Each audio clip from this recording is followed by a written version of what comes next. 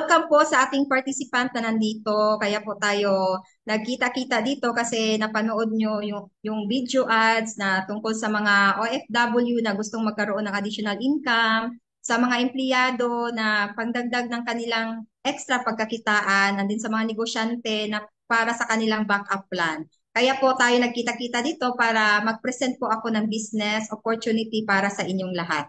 Okay, so best business today. So ano po ba yung best business today? So ito po yon. Number one po, basic needs and lifestyle. So mas maganda talaga na yung negosyo mo is basic needs para madaling maibenta. And then pangalawa is trending, na patok yung negosyo mo. And then pangatlo is market accepted na hindi mo na kailangang i-demo pa kung ano pang business yung napasukan mo. And then pang-apat po is 24/7 operational na kahit gabi na o mabenta pa rin yung, pwede pa rin na mabenta pa rin yung products mo. And then, panglima po is portable na kahit ikaw yung OFW, negosyante, estudyante, nagta-travel, dala-dala mo yung business mo.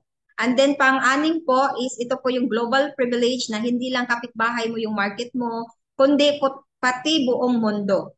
And then, number 7 is wide market. So, imagine that na we have 4.1 million na international tourist arrival as of January to September 10, 2024 dito sa Pilipinas. So yan po ka lawak yung market mo. And then number 8 is di napapanis, di na uutang, di na i-expire. So ito pong lahat na itong ma'am and sir, yung 1 to 8, nandito po yan sa business na i-present ko ngayon. Okay, so welcome po sa ating company, Global Pinoy Travel and Tour. So na-establish po ito noong 2012. So 12 years na po in service ang company na ito, talagang stable na po. And then ito po yung office address sa GR Building, Barangay South Triangle, Quezon Avenue, Quezon City. And then meron din tayong office sa Butuan City, sa Jensen and Cebu City po. And then ito naman din yung owner ng company. So si Mr. Emmanuel Manny Pascual. So siya po ay accountant by profession, so 23 years of experience in business industry. And then marami din siyang businesses like mga finances, mga food, ayan, food franchise, like Brewing Spot, mga Bento Pares, o yan po yung mga, ano niya, mga businesses ni Mr. Emmanuel Pascual. And isa din itong Global Pinoy Travel and Tours. Okay, and then in terms naman po in legality, so register po kami sa Security Exchange Commission, then Bangko Sentral ng Pilipinas, then Global Pinoy Travel and Tours Business. Yan po yung mga legalities namin at marami pang ibang permits sa iba't ibang branch po ng company. And then in terms of awards and accreditation, so accredited po tayo sa IATA. And then in terms po in selling of airline tickets, so top 1 po tayo sa Cebu Pacific, and top 3 po tayo sa AirAsia. Yan po yung mga awards ng company na ito. And then marami pa po mga awards. And then how to start? So paano ba simulan ang business na ito? So kailangan mo lang may access ka sa GPTT system. So kailangan may system ka mismo. Ang system po is ready to operate na. So upon payment franchise, o meron ka ng magagamit agad na system. Okay, so paano ba kikita sa business na ito?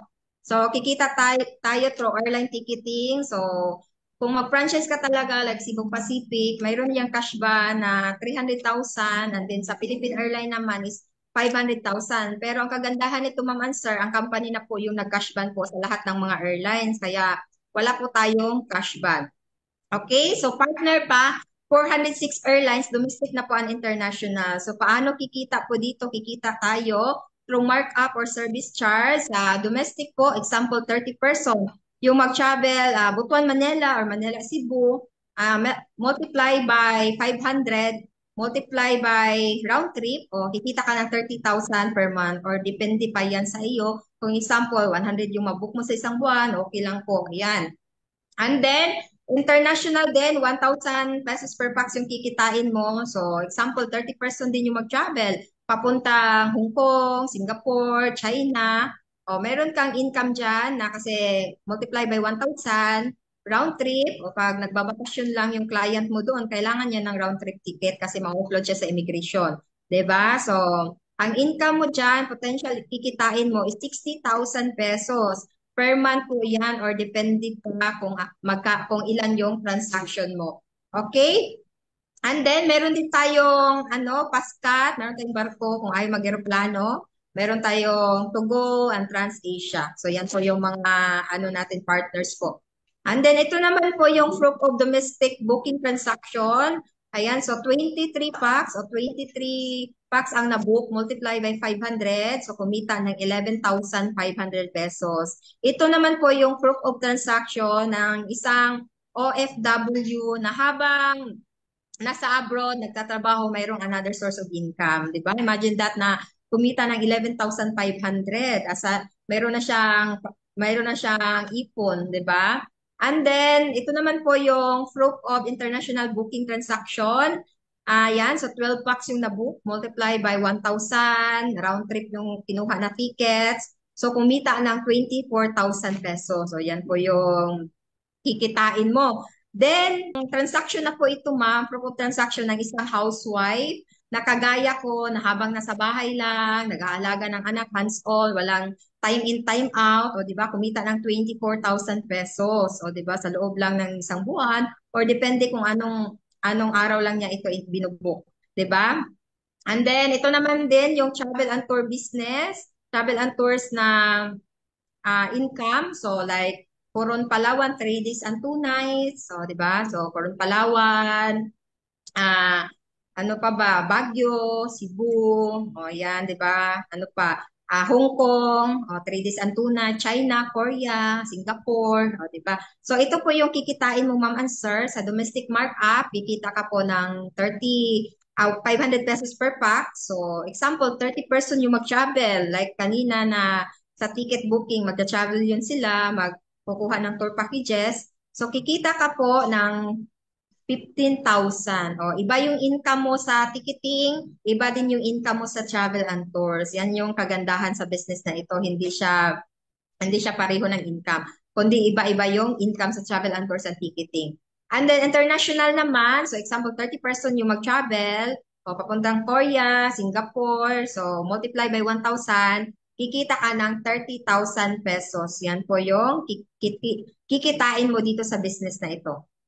Okay, so next tayo. So meron tayong additional e-services like bills payment o 1,000 billers pwede mong mabayaran. O sino ba ditong nagbabayad ng electricity? O lahat tayo no kasi mahirap walang kuryente. 'Di ba? So ayan.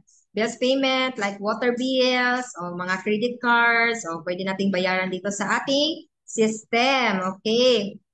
Okay, and then meron din tayong loading. We can load to all network o like Globe, Sun, Smart Token Text, pwede nating maloadan, o, di ba?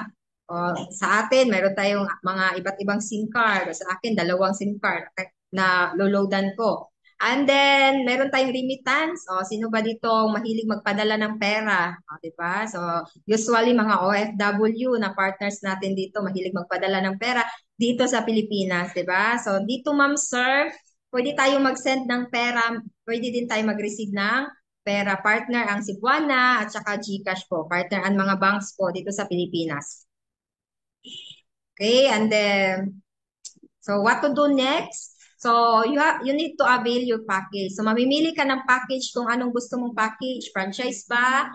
Okay, so meron tayong option 1. So ito po yung 5-in-1 package na ito po yung inclusion niya, ma'am and sir. So meron kang all-in-one services. So meron kang GPTT services, ticketing, travel and tours. Meron ka ding additional e-services like bills payment, remittance, tapos loading, insurance. So, yan po yung inclusion dito. So, original price po niya is 599,000. Pero ang kagandahan po, ma'am and sir, is naka-promo po kami ngayon. So, dito po, ma'am sir, meron kang 5-in-1 na franchise, meron ka ng payment center, meron ka ng takoyaki, meron ka ng steakhouse, meron ka ng brewing spot, and shumai. So, yung food franchise na yan po is right to use the brand po.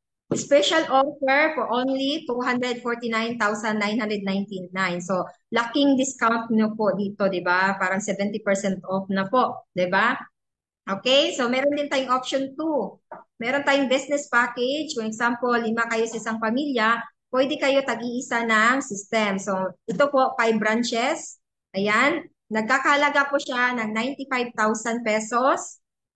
And then, meron tayong option 3. Ito naman po yung family package. So, meron kang 3 branches. So, kung tatlo kayo sa isang pamilya, pwede nyong ipangalan sa mama mo, sa papa mo at sa iyo, di ba? Or sa asawa mo, sa anak mo at sa ganon. O pwedeng ganon. Excuse me. Okay, nagkakahalaga naman siya ng 57,000 pesos. So, yan po yung price ng package na ito. So, okay, and then kagandahan nito, ma'am and sir, meron ka na pong cashback and rebate. So, sa ticketing, di ba, kikita ka ng 500 pesos. So, every time mag-book ka, ma'am, meron kang 10 pesos na cashback. So, kung example, 100 pesos yung mabook mo, 100 packs yung mabook mo, meron kang 1,000 pesos per branch. So, kung 5 yung branch mo, yung 4 na branch mo, mayroong tig 1,000. Okay? And then international naman, 25 pesos per branch. So, example, 100 packs yung nabook mo, meron kang income na cashback, 2,500 per branch. So, yan po yung inclusion. So, ito naman, ipapakita ko sa inyo, mga travel affiliate na kumita ng malaki dito sa company na ito. So, ito naman, si Sir Ramil Pindulat, so engineer by profession. Ayan, so doing the business, so ito na po yung full-time na po siya sa business na ito. Ito na yung source of income niya. Dahil sa business na ito, nag-resign, nagkaroon ng 2 sasakyan, nagkaroon ng local travels and international travels sa Hong Kong, sa Thailand, and Shanghai, China. Diba? So imagine that. Okay, and then meron siyang 25 branches dito sa ating system. Ito naman, si Ma'am Danet Batitanan, so dating OFW sa Hong Kong, o Nani, di ba? So, dahil sa business na ito, dahil sa affiliate program, o di ba, nagkaroon na siya ng savings na dating OFW na walang ka-savings, pero dahil sa business opportunity na ito, nagkaroon siya ng savings, and then nagkaroon din siya ng local travels, and then international travels sa Shanghai, China. So, bago lang po ito nag-forgo dito sa Pilipinas, si Ma'am Danet Batisanan. Nagkakaroon siya ng 15 branches. Ito naman, so dito po, hindi po lahat na professional. So kahit wala kang pinag-aralan, kahit high school graduate ka lang, basta gustong-gusto mo yung business, um, um, marunong ka matuto, o 'di ba? So pwedeng-pwede po ito sa iyo. So ayan, so ito naman si Miss Glycel Doliano, isang house helper, o 'di ba, high school grad. Ginagawa yung business na ito, gustong-gusto ang business na ito, kaya doing the business, nagkaroon siya ng sasakyan o car, local travels, o imagine that, na ordinaryong tao na kagaya ko din, o yan po yung narating ni Ma'am Glycel Doliano. And then nagkapag-international travel din siya sa Taiwan. Pa-travel-travel na lang na habang merong income. O yan, so 20 branches. O 20 branches ang meron ka, Ma'am Glycel Dolano. Ayan, so mayroon ako pa good news sa inyo kasi ako yung speaker ngayon. Okay, so meron tayong home-based package. Ayan, so gusto niyo po ba yung home-based package? So kung hindi pa kaya yung package 1, package 2, package 3, meron tayong home-based package. So nagkakahalaga po siya. Ayan, so basahin ko muna yung inclusion. All-in-one services. So meron kang ticketing, travel and tours, and e-services, gas payment, remittance, loading, insurance. So, yan po yung inclusion niya. So, ito po ay exclusive GPTT promo. So, pag promo lang po siya, limited slot lang only. Nagkakalaga po siya ng 18,998. So, dos na lang yung kulang para maging 19,000. Okay? So, ito naman features of the system. So, one-time investment. So, one-time investment. Lifetime business. Then, no quota. Yan. Wait lang. Ayan, no cash ban, then no renewal lifetime contract, then no royalty fee, then non-territorial, and pwede mong ipamana sa mahal sa buhay kasi business lang talaga yung pwede mong ipamana sa mahal mo sa buhay. Okay, so what to do next? So, ang una mong gagawin is talk or contact the person who give you the link. Kung sino man nagpapadala sa'yo ng link ng 2 p.m. presentation, ayan, so kausapin mo yon. Number 2 is fill up application form. O if malayo ka sa offices, pwede naman online. Then, franchise payment through bank deposit or over the counter. And then, 2 valid ID. If government yung ID mo, okay lang valid, 1 valid ID. Pero pag, secondary ID, kailangan 2 valid ID. Okay? We are travel partner now. Ito naman yung payment option ng BDO Security Bank ng company. And then, pwede mo ding ipadala sa yung sponsor, kung sino man nag-send sa'yo ng link, para siya na po yung mag-process dito sa offices po. Ganon. Kasi pag bank po kasi, it takes 2 to 3 days processing kasi ibabalidate pa yan ng company. Pero pag cash ang ibibigay dito sa offices, it takes 2 hours lang po. Okay? Ayan. So, if you always do what you've always done, you'll always get what you've always got. Kung ano mang buhay mo ngayon, di ba? Yan yung decision mo 5 years ago. Kasi kung wala kang gagawin na pagbabago, wala ding magbago. Kaya you need to decide para mayroong magbabago sa buhay mo. Okay? So, ito naman. So, meron pa ako yung papakilala sa inyo mga travel affiliate din dito sa company na kumita na din ng malaki. So, dating manicurista sa Dubai. O, yan. Si Ma'am Marby Asonto, di ba? 1 year lang po siya doon sa ibang bansa, umuwi kasi nagkasakit. Kasi pag OFW ka is ano talaga, health lang yung puhunan mo. Kasi kung magkasakit ka, uwi ka talaga sa Pilipinas. So, doing the business, nagkaroon ng 3 sasakyan, local travels, international travel like Hong Kong, Macau, Thailand, South Korea, and Shanghai, China. Kasama pa niya yung husband niya. Di ba? Yan yung kagandahan sa business na ito. And then ito naman, dating habal-habal driver, o di ba? O yan, dating restaurant manager din. So, Sir Moises Handa, so doing the business, so dati is ayaw pa, hindi pa makabayad-bayad sa motor niya, di ba, yung monthly na amortization, di ba? Pero doing the business, nagkaroon na ng 4 na sasakyan, local travels, nagkakaroon din ng international travels sa Hong Kong, sa Macau, sa Thailand, sa South Korea, Singapore, Shanghai, China, dahil sa travel and tour business na po ito. Okay, so ayan, so yan lang po yung laman ng aking presentation.